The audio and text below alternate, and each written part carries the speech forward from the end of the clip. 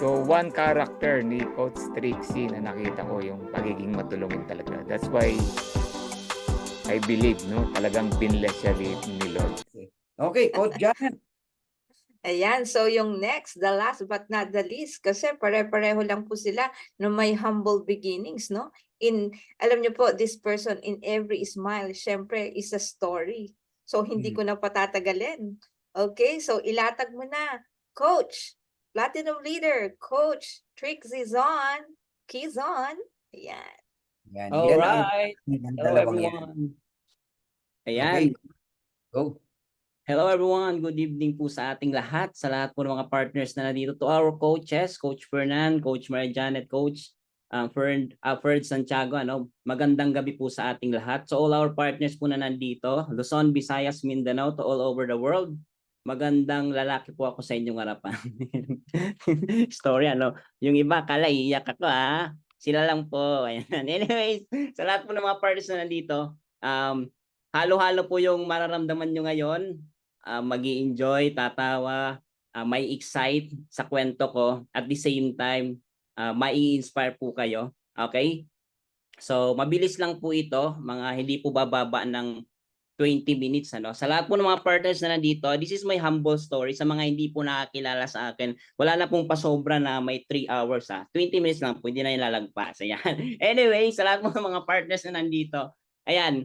So, this is my humble story para po mas makilala niyo po ako kung sino po yung nagsasalita every Thursday night palaging nakatawa parang dahil po yan sa kabaliwan sa Live Good. Anyways, sa lahat po ng mga partners, I am Trexie Zon Quizon. I am 24 years old, a BS Economics student and full-time member po ni Live Good. So, full-time ko nang ginagawa si Live Good. Okay, but before po ako na-invite sa Live Good, sino po ako? Okay? So, ito po yung story ko. Ayan, ito po yung family namin. So, 5 po kaming magkakapatid. Okay, ako po yung pangatlo. Okay, tapos hindi po kami mayaman. Kung mapansin nyo, may motor po kami, tapos may kotse. Pero yung kotseng yan, sira po yan. Hindi po sa amin yan. Okay? Kasi po yung mama ko po, yung trabaho niya is housewife. Ang papa ko po, ang trabaho niya is automotive. So, nakakapagtrabaho lang po siya pag tinatawag siya ng amo niya. Pag walang tawag, so walang trabaho. Tapos may motor kami, sa amin po yung motor na yan, Rakal. Ayan. Pero yung Rakal po namin, okay, walang headlight. Tapos 10 padyak muna bago umandar. Ganun po katindi yung motor na yan. Hindi po namin mapaandar yan. Okay? Tapos yung sa likod po, bahay po namin yan. Tapos ito po kami. Okay? Hindi po kami mayaman. Galing lang po ako sa pamilyang mahirap. Okay, masaya na po kami, kontento kami sa pag mag-birthday, may spaghetti, may sliced bread.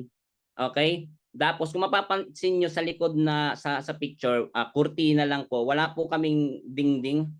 Yung division lang po is kurtina. So tinatawag namin yung bahay na yan, tinatawag ko yung bunglahos. Kasi pagkapasok mo, 'di ba, labas kagad, walang pintuan, walang bintana. Ganun po kami, ganun po ako before ako na-invite sa ganitong negosyo, And dahil po sa hirap ng buhay mga partners, maaga po akong dumiskarte, maaga po akong namulat sa realidad na kailangan mong dumiskarte, kumita ng pera para makatulong sa mga magulang. Okay? Yun po yung nangyari sa akin. Tapos dahil ito po yung bahay namin. Pag tag-ulan po, ganyan na ganyan po ang itsura ng bahay namin. Parang may natural na swimming pool, Diba? Natural yan eh. Pag umuulan, puno ang tas yung nangyayari sa amin, hindi na kami makatulog ng maayos kasi lower kasi yung namin, yung lupa diyan. Tapos yung loob ng bahay namin bumabaha yan. So natutulog kami sa sahig. Okay, yun po yung kwento namin. That's why maaga pa po is namulat na ako sa realidad na kailangan kong dumiskarte para makatulong sa mga magulang ko. Tapos dumating yung point mga partners na gabi nag-aaral ako, sa umaga nagtatrabaho ako. Okay? Pero hindi pa rin sapat. Okay? Tapos, ito po ako. Kasi may skill ako sa pag-music. Naging musician po ako. In just 1 week, kumikita ako 1,500, sometimes 1,800. So, yung kalahati binibigay ko sa mga magulang ko, yung kalahati sa akin pang sustain. Okay? Kasi po, ako po kasi yung tipong tao na gusto kong makatulong. Okay? Pero wala pang opportunity kasi skill pa lang po yung ginagamit ko sa pagtutugtog, Okay, gusto ko makatulong sa mga magulang ko kasi po ano po ako pag sinabi mong mama mama's boy ako yan yung weakness ko Okay? So ayoko nang hindi ako nakakatulong, okay? Tapos to cut the long story short, mga partners yan rumaraket. Tapos kung mapapansin niyo po, ayan, may Chicken Joy po. Ayan, sabi ko nga sa inyo, mahirap lang po kami. Pag sinabi mong Chicken Joy, yung nag-invite po sa akin sa ganitong negosyo dati, in-invite lang po ako sa McDo. Okay, kasi nung time na yon, yung alam ko pag sinabing McDo, pang mayaman 'yan. 'Di ba? Bibihira lang sa amin yung McDo kasi 150 isang ganyan. Tapos 'di ba? Kulang pa sa akin, 'di ba, yung pera para mabigat. Tapos sabi niya sa akin, "Saan ka, bro? McDo tayo." Then sabi ko, "Basta libre mo ha. Wala akong pambayad diyan." Okay? Linibre niya ako. To cut the long story short, ang daming sinabi, wala po akong naunawaan. Okay, pero may tumaga sa akin yung sinabi niya, dito pwedeng mabago ang buhay mo. Nung word na sinabi niya na dito pwedeng mabago ang buhay mo, biglang may tumaging ting-ting, parang may bumbilya na dito pwedeng mabago. Sabi ko, ang dami kong dinanas, dami kong ginawa para lang makatulong. Nagtrabaho ako sa mga incheck, naging budigero, naging kargador. Okay, dumating din sa point na to the lowest point na wala talagang tumatanggap kasi ganun lang Okay, naging din tayo, naging yung mamamasura, 'di ba? Yung namumulot ng basura, dumating din sa point na ganyan para lang makatulong sa pamilya. Tapos sabi niya sa akin, dito pwedeng mabago ang buhay mo. Sabi ko, why not? Sige, try natin. Okay? Hanggang sa sinubukan ko po, to cut the long story short, sa lahat po ng mga partners, yan, yung po tayo kasabog. Ayan. Mapapansin niyo, sabog na sabog. Di ba? Ang lupit, Sabog na sabog. Ito si Coach Martnile. Kaming dalawa po, minsan 2 hours, 3 hours tulog. Si Coach Martnile, kahit tulog po yan, umahataw yan. Malupit po yan. The hardest po yan. Yung po yung pinaka-hard worker sa amin. Di ba? Grabe, sabog na sabog. Kasi po, sabi nga kanina, sawang-sawa na po kami sa kahirapan. Hindi lang po sawa. Sukang-suka na po kami. Even ako, sukang-suka kasi hindi kami mayaman Okay? Sa lahat po ng mga parties, mapansin nyo naman, di ba? I-forward na natin kasi exposed na.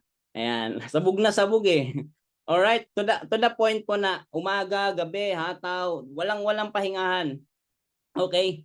Tapos, sa gabi po, marami po dati mga entrepreneur, mga kabataan din, nagbibilog-bilog, uso po yung dati, bilog-bilog. Alam niyo mga partners, ang dami pong taong sumabay.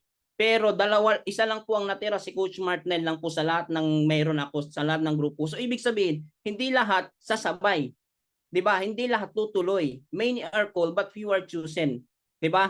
Sabi ko nga nung time na yun, buti na lang nagtuloy-tuloy kami. Kasi kung hindi kami nagtuloy-tuloy, baka wala kami sa buhay na meron kami ngayon. 'Di ba? Buti na lang may prayer, buti na lang nandiyan si Lord na sumuporta na nag-guide sa amin sa negosyong 'to. And to cut the long story short, yan, nagkaroon kami ng mga pay-in online, okay? 'Di ba? Ayan. Ayan, kumita. Tapos sabi ko nga nung time na 'yon mga uplines, mga coaches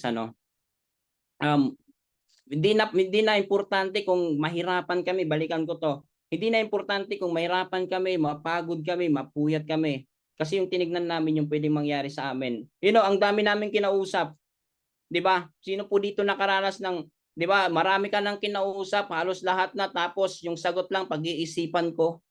'Di ba? Yung tipong in-invite mo na lahat-lahat kung sino pa yung makakilala po, sino pa yung mga malapit mo, sabay sila pa yung unang taong nag-reject sa inyo, tapos pinagtawanan ka.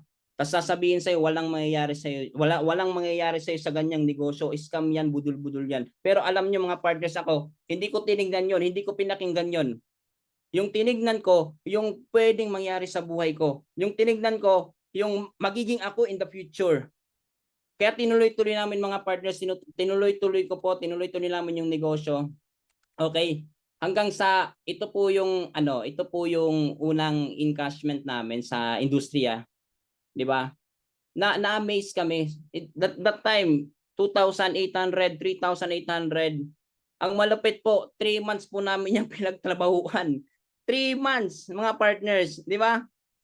Sandamakmak na pagod, sandamakmak na puyat, sandamakmak na rejection, 'di ba? Tapos ayan, yung mga nangyari po sa amin dito sa ganitong negosyo Ayan. Nakabili ako ng motor kasi sabi ko nung time na yun na pag kumita ako, bibili ako ng motor kasi sabi ko nga kanina, yung motor namin yung Rakal 10 padyak bago umandar. Di ba? Di ba? Sabi ko bibili ako ng motor ng disente. Baliw na baliw po ako nung time na yan kasi yung motor namin is Rusi, di ba? Ang lupit ng Rusi, di ba? Nung time na yon, di ba? Tuwang-tuwa po ako. And then ito po yung bahay namin, unti-unting na napaayos. At the same time mga partners, naging bronze rank tayo dito kay Live Good. Okay, to make the long story short, naging bronze rank, naging silver rank dito kay Live Good at ang malupit po, yung bahay unti-unti nang napapaayos. Ayan, naging gold rank, naging platinum rank. Okay, dito sa negosyo. At yung bahay na, 'di ba, butas-butas, na umuulan, bumabaha, napaayos na po. Ito na po siya ngayon. 'Di ba? Wala po bang palakpakan diyan? Sa lahat po ng mga partners na nandito, ito po yung mga nangyari sa buhay namin because of this kind of business, because of Live Good. At ang masarap po doing Live Good, naging car achiever po ako dito, nabili ko po ng fully paid. Wala po bang palakpakan dyan? Fully paid po. 'Di ba? Dati ko pong, yung previous po, mayroon akong kotse.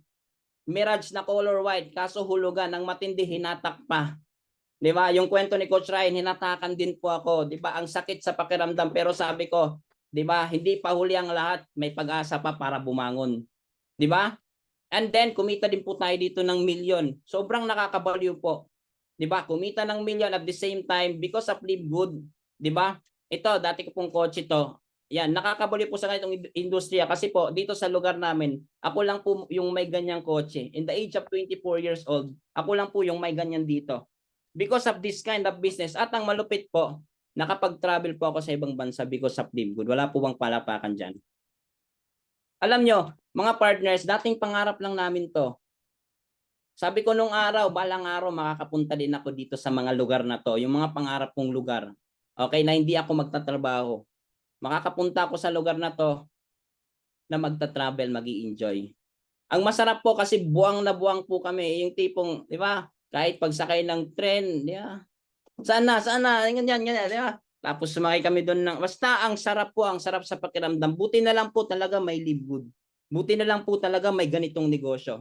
Pero alam niyo mga partners, yung nakakabaliw, hindi naman talaga yan. Yung nakakabaliw, ito po. Yung nakakabaliw po sa ganitong negosyo, kasi hindi lang po ako yung kumita.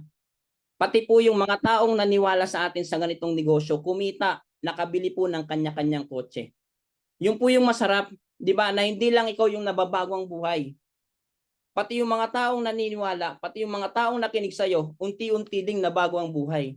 At the same time, may iba po na mga down sa team ko, okay, naging Millionaires Club, kasama ko ngayon sila Coach Mart, Coach Ryan. At the same time po, ayan, nakabili ng kanya-kanyang laptop. Dating mga walang-wala din sa buhay, less fortune. But because of this business, nakabili po ng kanya-kanya nilang mga resulta. Although maliit lang po, kayang makabili ng lahat. Yung iba kaya makabili. Ang liit lang para sa kanila. Pero para sa amin po na walang-wala sa buhay, sobrang laking tulong na po yan para sa amin. 'Di ba? At ito po yung masarap. Kasi po, mayroon po kaming isang leader. I know if you are OFW, makaka-relate ka dito. Yan, if you are familiar with this, si Coach Mary Jane De Vera. Dati po yung OFW. OFW, dating minamaltrato ng kanilang amo. Okay, but because of Live Good, nag-for good, and right now, she is a platinum rank here in Live Good. Palakpakan nyo naman po. Alam ko po yung nakakabaliw po, 'di ba? Yung tipong nabago ang buhay mo, nabago ang pananaw mo, 'di ba? Sino ba naman tayo para magkaganito? 'Di ba? Sino ba naman tayo para mabago din ang buhay?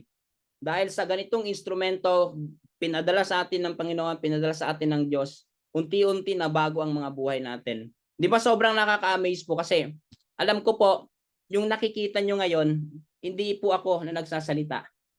Alam ko po, yung nakikita nyo ngayon, yung ikaw, na magkikwento ka din ng storya ng buhay mo sa susunod na mga araw. Yung tipong galing ka sa ganito, ganito ka. Kasi nakita ko si Up Mary Jane, sobrang hirap po ng kalagayan niya. 'Di ba? Lalo na yung mga OFW, marami po akong leaders ng mga OFW. Yung tipong lumalaki na lang yung anak nila pero hindi pa rin nila nakakasama. 'Di ba? Mga partners, hindi ka lang para diyan. Hindi lang tayo para dito. May mga gandang buhay na nag-aantay sa atin. 'Di ba may mga kasi po kaya Mary Jane na-inspire po ako sa buhay nito kasi po maraming OFW promise. Maraming OFW, 'di ba? Nagbi-birthday na lang ang anak, hindi pa nakakasama. 'Di ba? Lumalaki na lang ang mga anak, 'di ba? Minsan hindi nakilala ng anak, 'di ba? Hanggang kailan ka ba magsasawa sa buhay na ganyan? Bakit ini-enjoy mo pa? Pwede mo namang gawin ng mabilis. Bakit ka pa nag-enjoy sa ganyang buhay? Na pwede mo naman baguhin kaagad yung storya ng buhay mo. Just imagine, nagawa ni Coach Martinel 7 months, 1 million. Coach Ryan, nag-million din, nag-car achiever, nakapagawa ng bahay. 'Di ba? Nangyari nga sa kanila eh. 'Di ba? Nangyari nga sa amin, nangyari sa mostly, nangyari. Alam ko kung nangyari sa amin, mangyayari din sa iyo. At sa lahat ng mga partners, lagi mong tandaan, it's never too late to be what you might have been. Hindi pa huli ang lahat para baguhin ang kwento ng storya mo. Tandaan mo, 'di ba? Hindi pa tapos ang laban, nagsisimula pa lang po tayo. 'Di ba? Nagsisimula pa lang po yung kwento natin kay Live Good.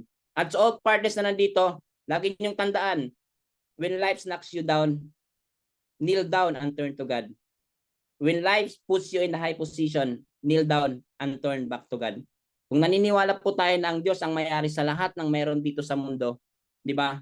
Huwag kang makakalimot sa taas sapagkat siya ang nagbibigay po ng lahat ng biyaya na meron tayo ngayon.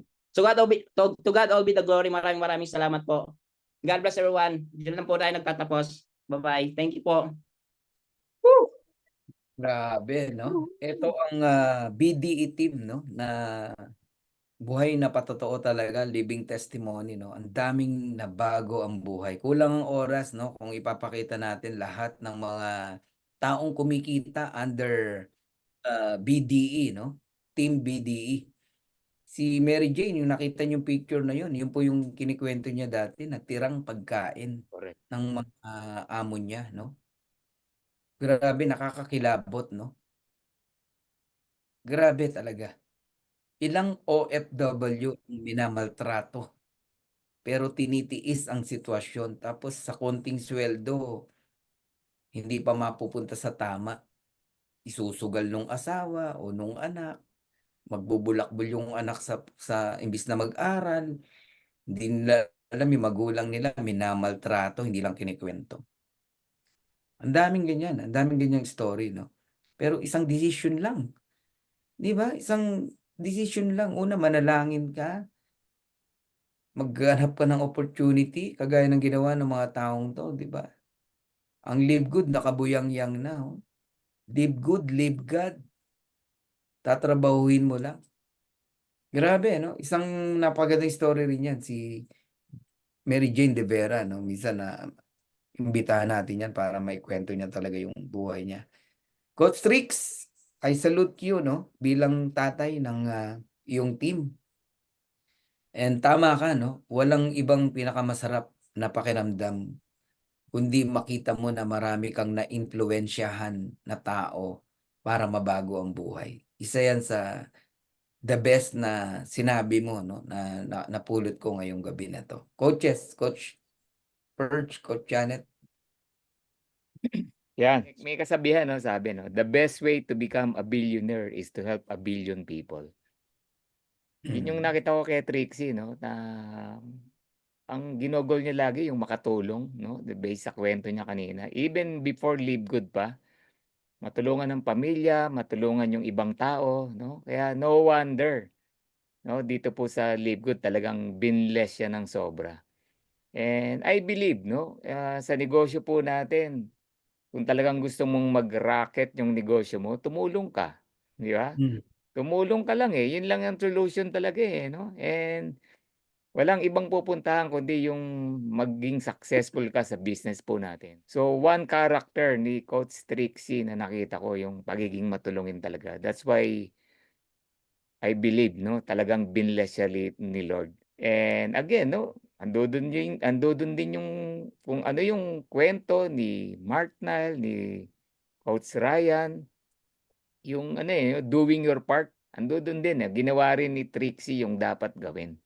Okay? And sa kanya, normal na lang kasi even before Live Good, talagang sakripisyo ginagawa na niya, no? Kaya yun po sana yung tingnan natin, no? Kaya kasi marami tayong naririnig, nahihirapan daw sila sa live good, ayaw nang mag-live good, naiinip na, pero sa totoo lang wala pang ginagawa, eh, 'di ba? Wala pang, 'di ba? Hirap na hirap ka na, wala ka pang ginagawa, paano nangyari yun, 'di ba? So, sana let's learn, no, yung pagod, yung hirap, yung puyat, yung talagang trabaho, gawin muna natin bago tayo magreklamo, no, dun sa negosyo po natin. Kung feeling mo talagang nagawa mo na lahat at hindi ka pa rin kumita, eh, may karapatan ka ng magreklamo.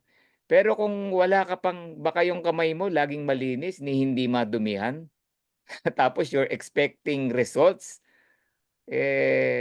hindi po gano'n, 'no? Hindi po gano'n ang, mundo. Hindi po gano'n mag-conspire, 'no, yung world natin, 'no? Kasi sabi nga, what you give, yun yung nare-receive mo, 'di ba? Ang question, nag-give ka na ba? So, yun po yun. Kaya yun yung learning ko dito kay Ano Coach ka na ba? Trixie. Sana Oo. napulot po natin yan. Again, 'no, Coach Trixie, I also salute you sa pagse-share mo rito, sa buhay mo na senior dito sa ating, Yes. training Every and, recognition and sharing. Yan. Thank you, Coach Trixie. Okay. Thank you, Coach Purge. Coach Janet, anything you wanna say?